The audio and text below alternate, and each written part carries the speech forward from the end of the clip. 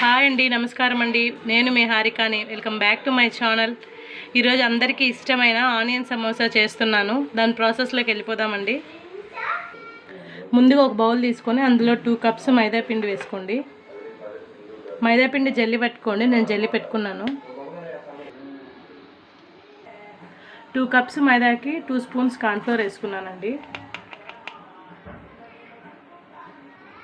తగినంత సాల్ట్ వేసుకోండి. మీకైతే నేను 1/2 స్పూన్ వేసుకుంటున్నానండి. ఇప్పుడు మనం సమోసాలు క్రిస్పీగా రావడానికి కాంచిన నూనె 1 స్పూన్ వేస్తున్నానండి. ఆయిల్ పిండి కలుపుతున్నానండి. ఇప్పుడు నేను యాక్చువల్లీగా బయట డాల్డా వేస్తారండి. నేను ఇంట్లో మా పిల్లలు ఉండాలి, బయట డాల్డా వేస్తారండి అనుకుంటున్నాం కాబట్టి మేము నెయ్యి ఆయిల్ వేసుకుంటున్నామండి. మీకు ఇష్టమైతే బటర్ కూడా వేసుకోవచ్చండి. చూడండి, ఇలా షేప్ రావాలి. ఇలా పట్టుకుంటే మనం ఇలా షేప్ రాలేదంటే మీకు ఇంక కొంచెం ఆయిల్ వేసుకొని కలుపుకోండి. ఇప్పుడు తగినన్ని నీళ్లు పోసుకొని చపాతీ పిండిలాగా కలుపుకోండి. ఓకే అండి, చూడండి ఇలా స్మూత్గా కలుపుకున్నానండి మైదా పిండిది అంతా. నేను దీంట్లో 1 స్పూన్ ఆయిల్ వేస్తున్నామండి. ఈ ఆయిల్ని మనం మొత్తం అప్లై చేద్దామండి. దీనికి మినిమం 1/2 అవర్ నానబెట్టండి. సైలెంట్గా ఉంచోలా.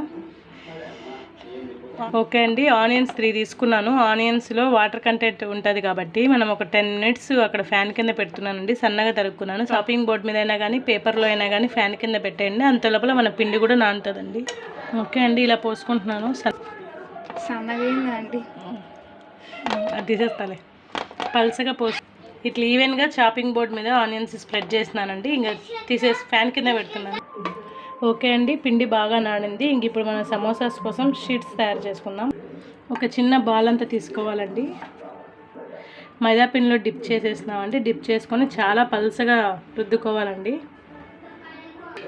వీలైనంత పల్సగా రుద్దుకోవాలండి. అప్పుడే మన చిట్టి సమోసాలు క్రిస్పీగా వస్తాయండి. సైడ్లలో కాస్త మందంగా ఉంటుంది కాబట్టి నేను రెక్టాంగిల్ షేప్లో కట్ చేసుకుంటున్నానండి.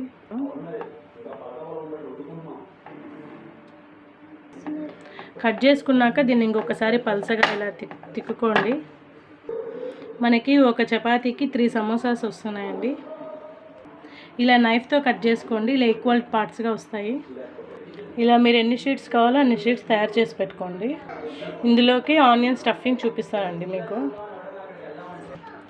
ఫ్యాన్ కింద ఆరబెట్టుకున్న ఆనియన్ తీసుకున్నానండి. ఆనియన్లోకి కారము 1 స్పూన్ కారం అండి. గరం మసాలా 1 స్పూన్ అండి. సరిపడిన ఉప్పు వేసుకోవాలండి. సన్నగా తరిగిన కరివేపాకండి.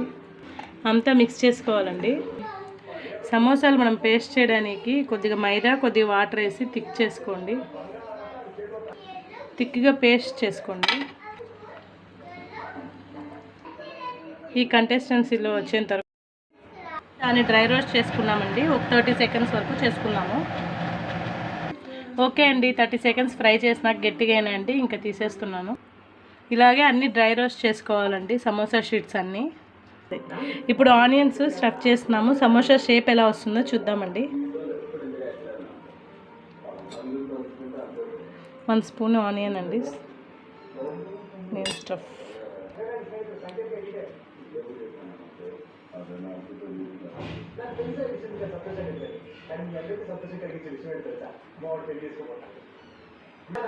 ఈ లాస్ట్ వన్ మనం మైదా పేస్ట్ ఇది అప్లై చేస్తున్నామండి. క్లోజ్ చేసేస్తున్నాను. ఇంకా ఇలాగే సమోసాలు అన్నీ ఇలాగ చేసుకోవాలండి.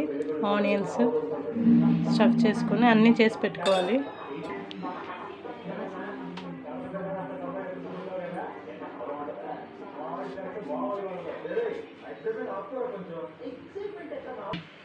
వీటిని 2 మినిట్స్ ఆరబెట్టుకుందామండి ఫ్యాన్ కింద. తర్వాత డీప్ ఫ్రై చేసుకుందామండి.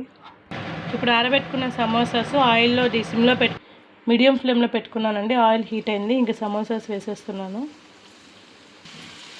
గోల్డెన్ బ్రౌన్ క్రిస్పీగా వచ్చేంత వరకు ఫ్రై చేసుకోండి.